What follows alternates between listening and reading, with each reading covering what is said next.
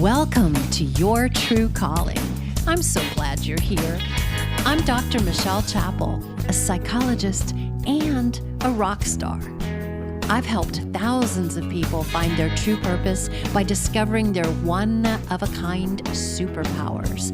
Each week, I'll share tools and client success stories to help you find gifts you don't know you have so that you can thrive in a career that fills your soul and passion projects that make you feel whole.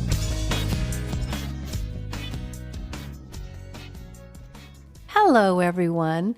I am happy to be talking to Laura Goff today. She's a graphic designer turned licensed acupuncturist.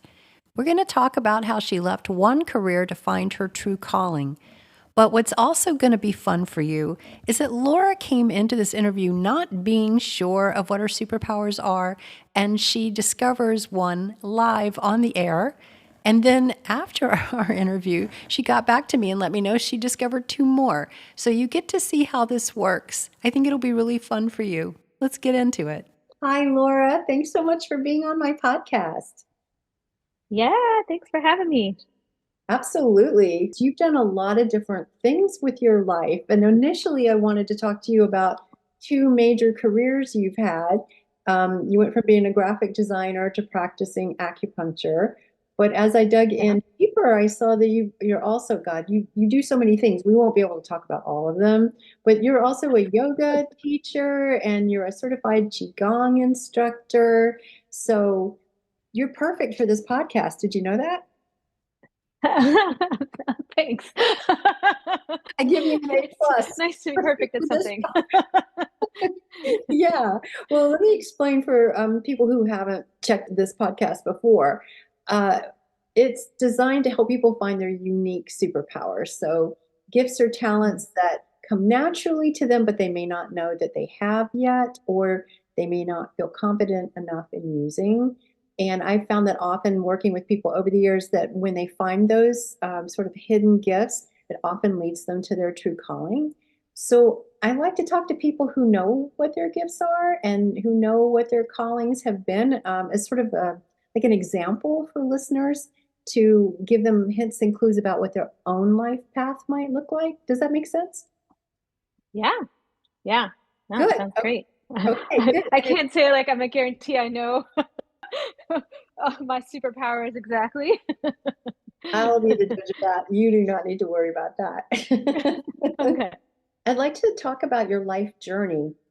I'd like to start with graphic design or just a little bit before that, and then go into acupuncture and then talk about all the other stuff, given how much time we have. Is that okay with you to go from one thing to another? Yeah, let's do it. Yeah, yeah, yeah. So, you started out as a visual art teacher in San Francisco. And I wanted to ask you about that before we get into graphic design, because that's what you did just before you made that switch.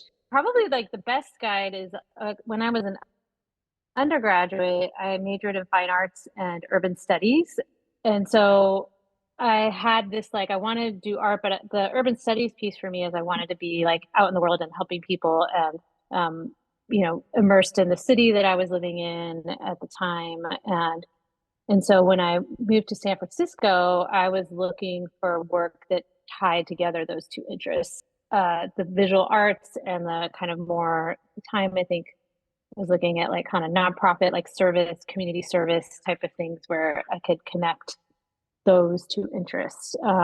And so I found a place in San Francisco called the San Francisco Arts Education Project. And actually interned it like I was like out of college. I worked like 5 jobs at a time, which I temped. I worked at like two different nonprofits. One was like a art installation nonprofit, and I worked at a nonprofit where we taught art in the public schools, and they had more than just visual arts. But that was where my skill set was. I wasn't a singer or dancer at the time. Did you, did you paint or draw? Because I know a lot of graphic designers do. In the undergrad, I did, it was just a fine arts major. So I did painting, drawing, sculpture. I got really into clay for a while. So I was doing sculpture and little bit of photography and printmaking. Although the photography, I took more of that in actually in San Francisco. Oh, There's wow. a great community college there. Oh, that's so cool. So yeah, you went to the Yeah. University of Pennsylvania, and I just think that's so interesting. Urban studies and fine arts, that was a thing, or did you do each of those and combine them yourself?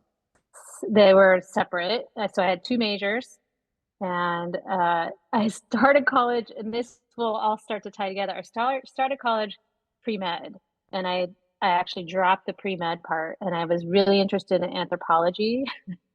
And the when I went to go declare my major, the person who was the director was like, unless you want to be a professor, like I wouldn't go into this. And so I was like, well, what am I gonna do? And then urban studies was like really spoke to me and had all the things that were interesting to me. And so like the anthropology, which was interesting, was incorporated into it. I could make my own, like my senior paper was on the social impact of arts and culture in Philadelphia. So there was like and that was a part of a research project that I worked on, not led by me, but I got to like kind of have my own case study for my senior paper. So like it really had all these interests, visual arts and then also like being immersed in the community and like being of service and trying to make the world a better place. That's so cool. Wow. Yeah. Yeah. Then you became a graphic designer, and the first job you had in San Francisco, you were working with architects and planners and landscape Mhm. architects. Can you tell us more about that? Because that seems like you got the urban angle in Yeah. there again. Right. Yeah. So it came through again. Yeah, that seemed like I think I wasn't really sure that I wanted to be a teacher at least not in the public school system. That was kind of like the trajectory. I had turned down a job to go be like a full-time artist, and kind of artist in residence, art teacher at a school or school district. And I was like freaked out. And then I was like, I think I want to do something else. And this all again seemed to connect my interests. Like they were looking for graphic designer. It was in like architecture and planning and landscape architecture, which I wasn't as like clued in on when I got there, but then it was like, oh, this is really cool too. So yeah, it just seemed to connect these like interests together, and I gave it a shot, and um, it was good, but I think for me, like the work environment wasn't ideal, and but I learned a lot. Like it was really valuable in learning about myself. And I actually it was through during that job, a friend of mine, a coworker who was seeing an acupuncturist. I'd never tried acupuncture before, and he referred me to this acupuncturist saying, "Hey, maybe you want to help her. She needs help with her graphic design, and she's interested in trading." And I was like, "Oh, I'd love to."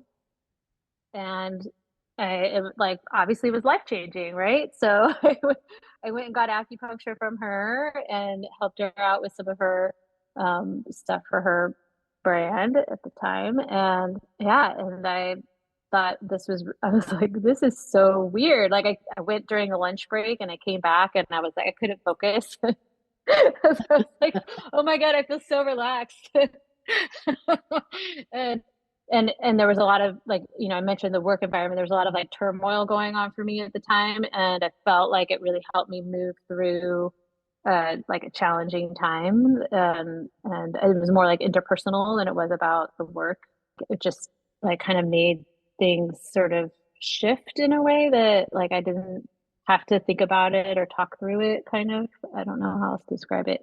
And my allergies, which I was taking like daily antihistamines and inhalers. I've had asthma, and my diet was terrible, and she put me on like Chinese herbs. And in California, the acupuncturist can actually help you go off medication. Here, the licensing is different in Oregon, but so I actually went off all of my medication and was completely fine until I moved to Oregon. And then I was like, oh my God, I'm having asthma again. Like, what's wrong?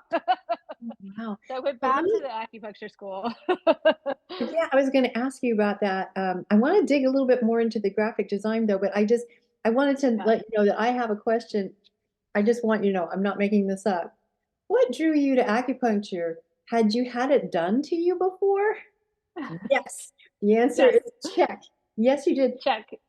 So I was curious. Well, let me go back to the graphic design because I just had a couple of questions that I wanted to follow up on with that. Yeah. Clearly, you're more excited about this now, but did you notice that when you were younger, did you have any interest in something that was sort of like that? Were you painting? Were you drawing? Were you looking at the world like with an eye towards how everything was, organized or anything like that? Or was it something that, Oh, yeah. So, okay, I didn't explore visual arts. Like I've been talking, my kids are in middle school, and I was saying like I didn't even know I like was interested in art until I got into high school okay, because I applied for the auto shop elective in high school and I didn't get placed in it. And I got placed instead in my second choice, which was fine arts. And I was sort of like, well, why didn't I get into auto shop? Which is so silly. I laugh at myself, but I was like, okay, I was going to do auto shop, but I ended up doing art like the rest of high school and loved it. But I will say there was early on, like when I was little, I was like super into puzzles. Like I could put together like 100-piece puzzles and I was like 3 years old. And my mom had a friend who was going through grad school and was like testing, I don't know, it was like testing IQ, I think. And he used my brother and I as like kind of test subjects. And I guess I was like off the charts with like my spatial awareness. right. Um, and my mom to this day won't tell us about how smart we were, what our IQ was. I have no idea. I was a little young for the test, but I my mom always like remarks on that, like how like gifted I was at putting like having like spatial awareness, and I don't think that has changed. Like I feel like I've always had that sense of like I can see patterns, I can see shapes, like, and I can see how they all go together. That's a superpower.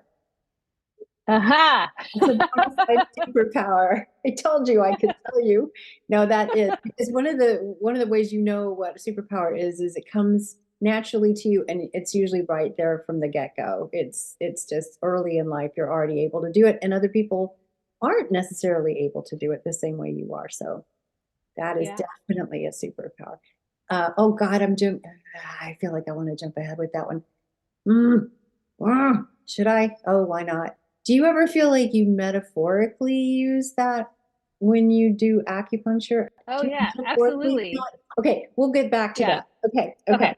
Clearly, your mother was enthusiastic about this. So, when you were in high school, then, and you're kind of stuck in this visual arts thing, did it kind of come alive for you? Like, what did you feel? Obviously it like spoke to me in some way. It like it was the environment too. Like the teacher was really nice and kind of chill. And we got to be like we were kind of like, set up so we're sitting next to the same people. It Yeah, was like, here's the project for those of you who are at this level, and here's the project for those of you this level. And maybe she spent like 10 minutes explaining, but there was never a lecture. It was just like, here's how you do it. And go ahead, like pick what you're gonna do. And so we got to have that kind of independence. Like I had an assignment, but it was like I got to pick what the subject was. It was kind of a unconventional art class. We did a lot of like taking photos and enlarging them, and maybe we put a little twist on them, so it didn't feel like super creative and that sometimes. And then there was projects where I got a piece of soapstone and I could carve whatever I wanted with it. And I carved I carved a statue, and there wasn't anything like that I was looking at, it's just sort of like that, So we had the opportunity to kind of learn the skills somewhat independently. And so I think that really resonated with me. Just the learning style, I think. yeah. Yeah. And did that lead you to want to get a degree in fine arts? I don't think I didn't start college thinking I was going to necessarily major in fine arts. Like I knew I wanted to take art classes. And then when I kind of floundered on the pre-med path, then I was like, I really, what do I really enjoy doing? Like, then I like came to like that kind of thing. And then I was anthropology was really enjoyable, but I was like sort of said like, no, maybe that's not for you if you're not going to be academic. Like, and then and so I was like, I don't plan on teaching. I don't want to be a professor. And then the art also spoke to me. So, and it seemed to like when I figured those things out, like opportunities started to fall into my lap.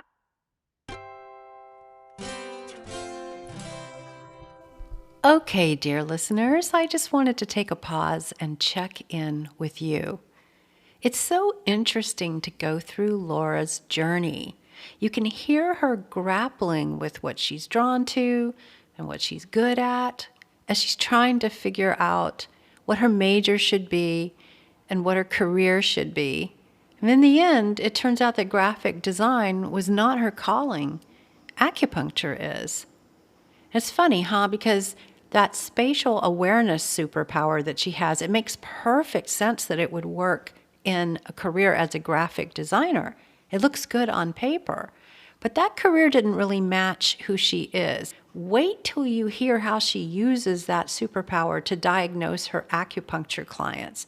It's fascinating. It turns out that that superpower works better in a different career than the one that you would have thought it would be perfect for. There are other clues, too, about what Laura would actually end up doing. The fact that she was originally drawn to medicine in school is one of them.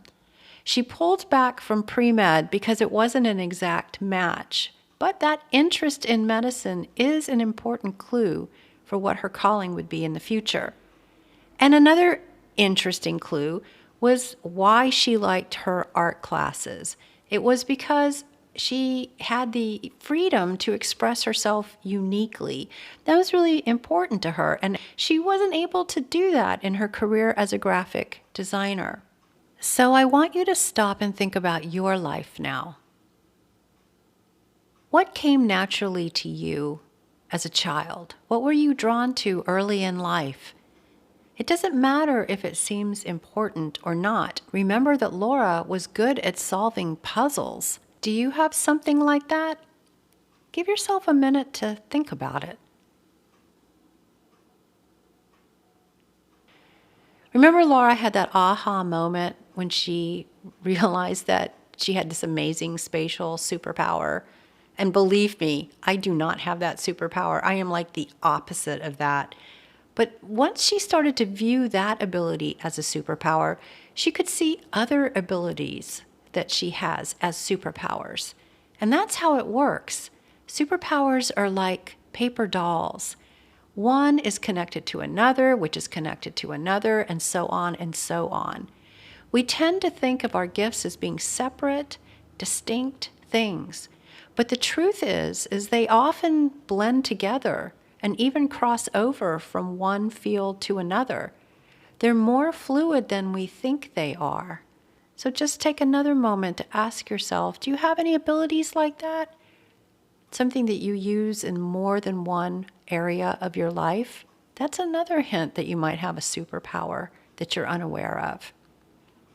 And finally, I want to ask you, have you ever noticed, this might sound a little woo-woo, but have you ever noticed that it's almost like the universe is trying to give you clues as to what you should do next? So, Laura wanted to take auto shop, but she ended up in an art class against her will. And then she was offered to do a trade with an acupuncturist where she helped build the design for the website and then received acupuncture in return. I mean, come on. Can you get a better clue than that? The reason I'm bringing it up is because you probably have something like that too. Probably something has been presenting itself to you in your world, in your life, that maybe you haven't paid enough attention to, and it's a big clue as to what you should do next. So I just want you to take a moment and think about it. Is anything like that appearing in your life right now? If so, maybe give it a chance. Try it out. And another question is, are you better working with others, collaborating with other people, or do you prefer to work on your own, follow your own intuition, your own creative impulse? These are important questions to ask yourself when you're trying to figure out what your career might be. Okay, next we're going to talk about how Laura became an acupuncturist and how she learned what some of her other superpowers are. Let's go. When did you realize that you didn't want to be a graphic designer anymore? How did that transition happen for you? The way I started was kind of more immersed, not so much, I mean, a little bit into the marketing materials, but more into like prettying up like land planning documents. That's how I started. And there was sort of like, maybe I was thinking about landscape architecture and I was like, yeah, I don't know. Maybe, maybe not. I like plants, or that developed, that love of plants developed then. And then when I came to Portland, so that was, I took a new job and it was in the marketing department of an architecture firm. And the, the group was great. The firm was great. And then 9/11 happened. Oh, And I was a temporary employee at that point, and they were super gracious. And I went and they said, we'll let you stay on through the holidays, but like the work just stopped for a little while. And I went and worked. I got a referral to work at this construction company, and was also in a marketing department. And that was no, like the job was just a grind. It was tough, and it was very deadline oriented, as was the other place that had referred me. It was just like toxic work environment. Like, I was just like, I gotta get out of here. So actually, I got a job back at the architecture firm, but at that point, like I was just so kind of demoralized by the environment that I was like, I need to rethink this. And I was again, I'm like, what do I love doing? Like, what do I want? I could see how I feel like I wanted to have an impact too. And I think I still feel that way. Like I could see how it was having an impact, but it felt very indirect. Like I was helping somebody get a job, which then would provide lots of other jobs for the company. It would make the environment better somehow, make it beautiful. That was awesome. But I kind of wanted to be more direct. Maybe I do need to do like something more one-on-one, like working with people. And I was like, I have this notion of wanting to be a healer in some way. Like maybe this pre-med thing is something like, but I did not. I had lived with a medical student. And I was like, I don't think I want to go to med school. oh.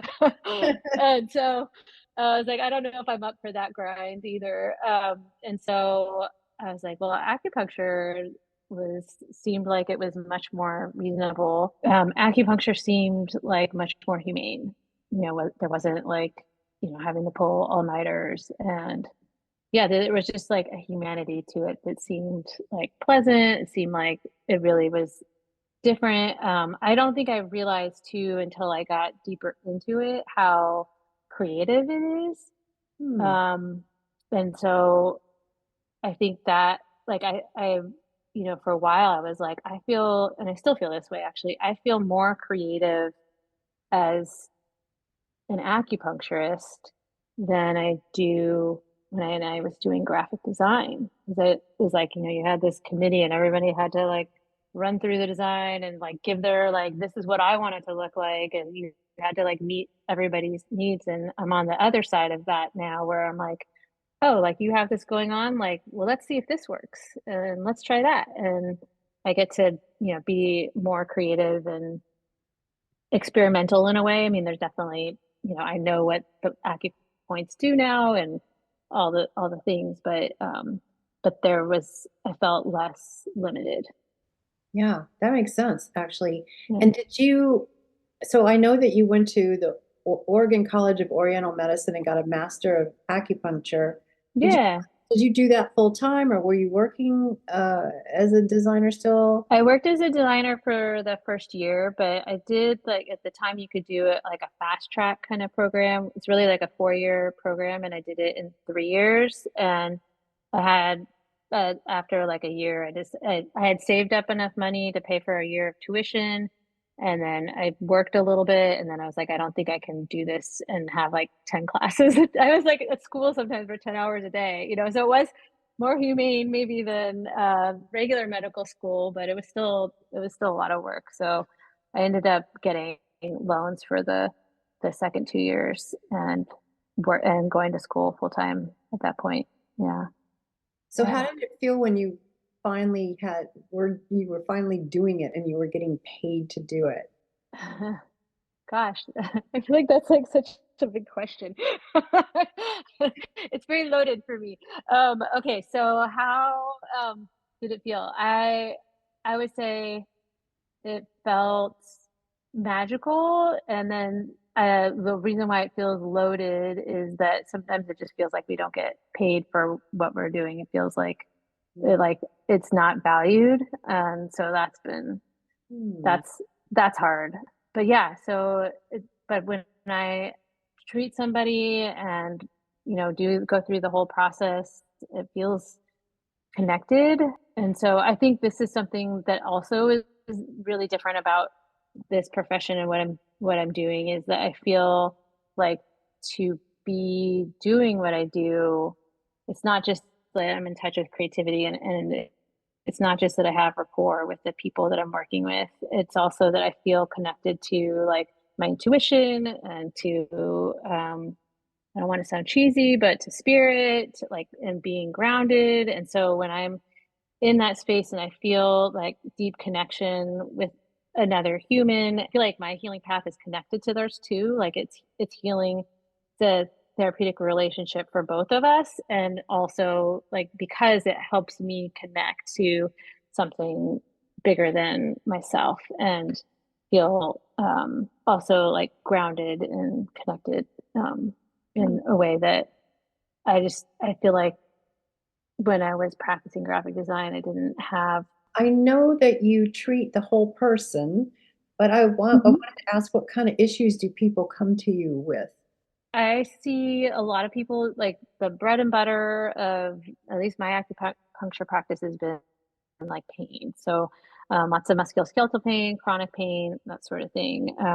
Also, there seems to be like waves of different things that come through. So I've seen a lot of digestive issues of late. I see a lot of like kind of complex digestive issues, I would say, like maybe there's an autoimmune syndrome going on in conjunction with it. See a lot of women's health, anything from migraines to asthma. The heart of the practice is helping people, feel better in their body, like which can be internal medicine or like more musculoskeletal based. Yeah.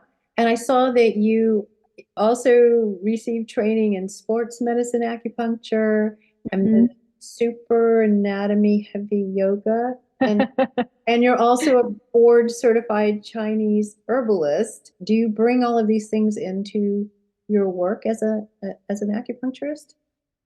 Yeah, yeah. So the sports medicine, like that's just like part of like my continuing education. So I do a lot of treatments that are like musculoskeletal and anatomy heavy in essence. And then the yoga piece has really helped because we can give like therapeutic exercises in our treatments. And so Mhm. um, it's really helped me actually see and diagnose things a little better, especially having taught a lot of yoga over the last 5 years.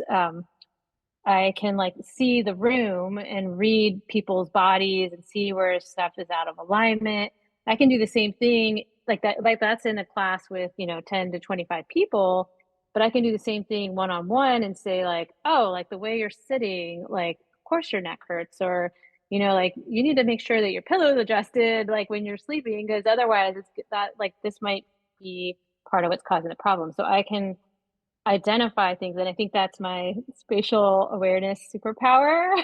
But Yes. I can really see things, like I can see somebody at the dog park who's walking with a limp and I like nobody else would see it, but I can see it and be like, "Oh, and he has tight hamstrings because his low back is rounding," and that kind of thing. So that's how for those two things. And the herbalism is actually just part of my board certification for acupuncture. So that was part of my acupuncture training, and I chose to get board certified in that. And so I use the herbs, not with every patient, not with every treatment. Like it might be like the herb formula is really helpful, but it hasn't been my practice focus as much. But I do have that background, so so it's helpful because sometimes, you know, nutrition, I think of as like medicine too. Nutrition and herbs kind of connected.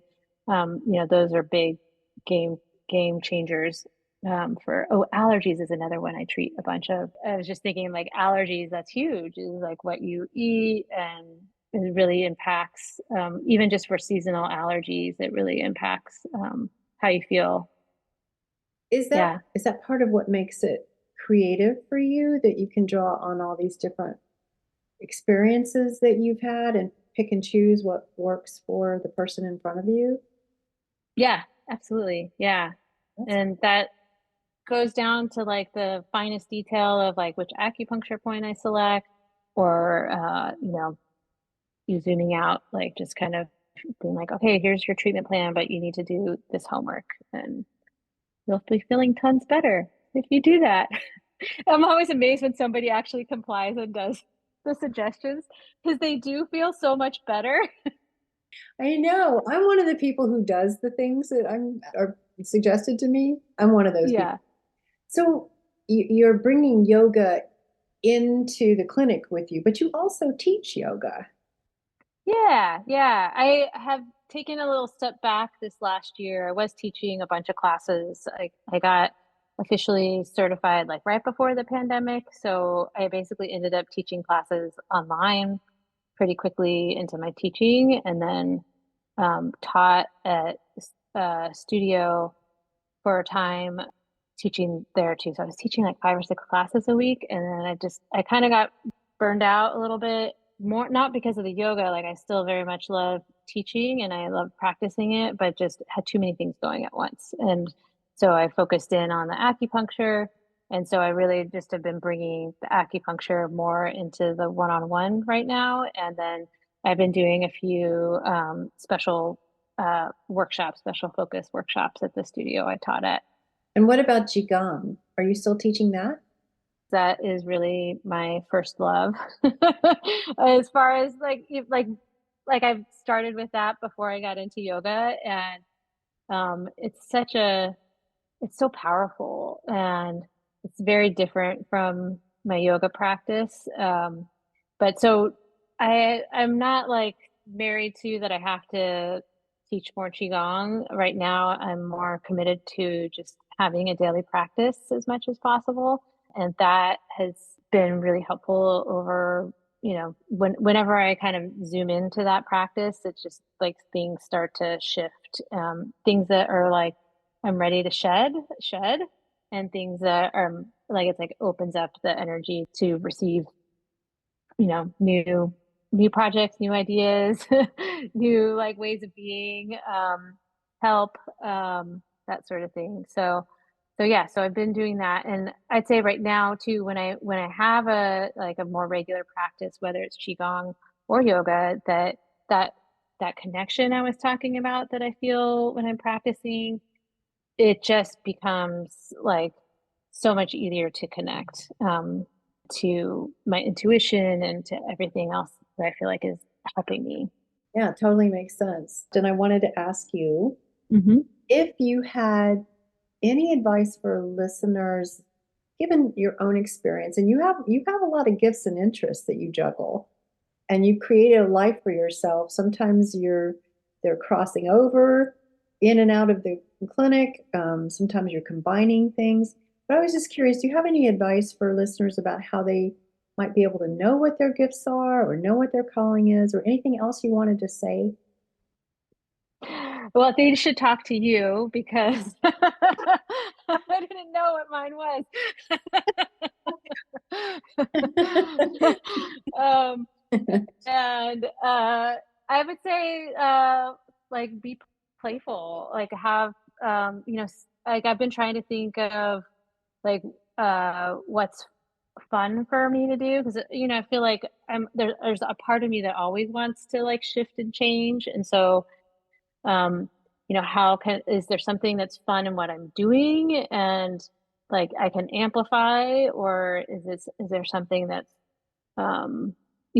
maybe I've stopped through that. I was talking to another friend who was saying like feel that feeling in your body, and like when you know what that feels like in your body, then that's whether it's fun or freedom or whatever it is that you're like wanting to feel and you don't feel like you have enough of, like feel what it feels like if you have it, and then like use that as a guide, like where does that take you, does it take you back in time, or is there something else that you want to explore that because that feels like exciting and fun.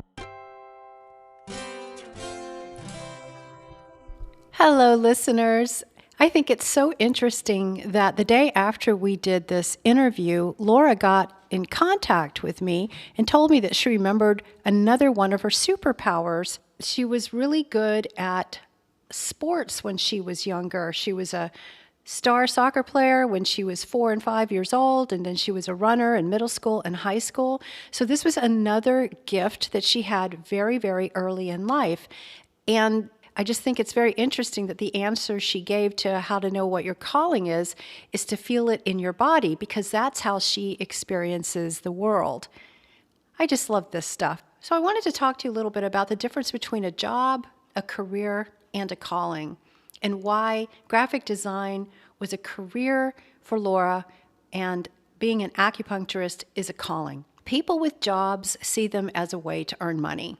They orient their lives around activities outside of work, such as having hobbies and raising children. And people with careers seek to gain prestige and climb the ladder to success. They focus on getting raises and bigger titles. And people who answer their calling feel their vocation is central to their identity. They express who they are in their work and find fulfillment there.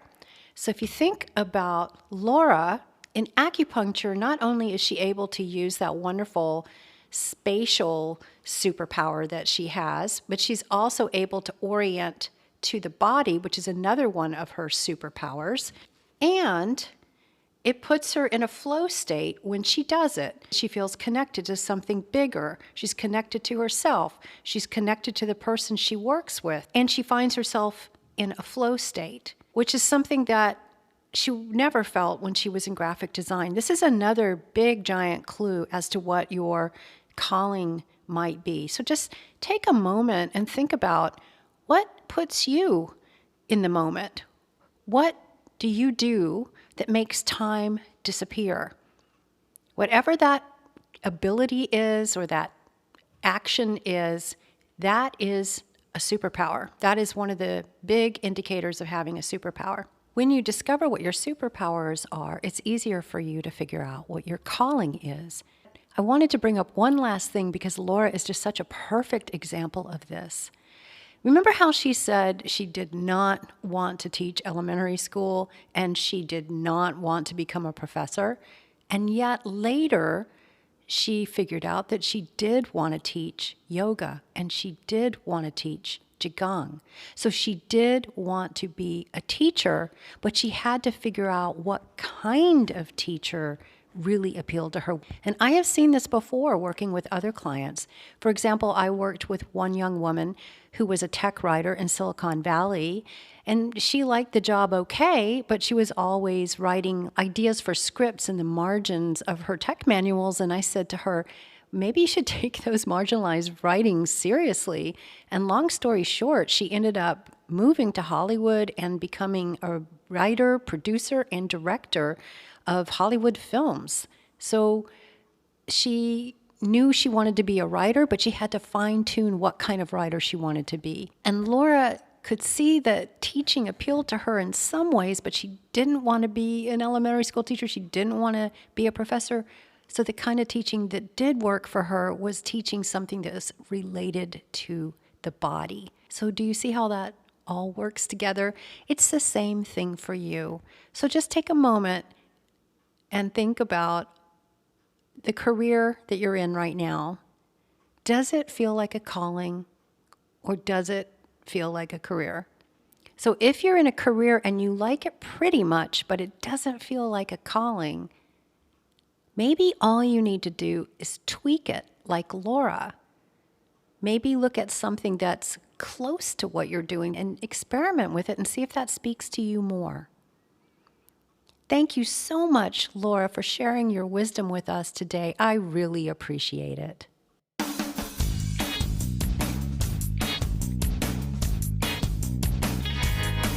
Thank you for listening to Your True Calling. Please leave a review and share it with your friends.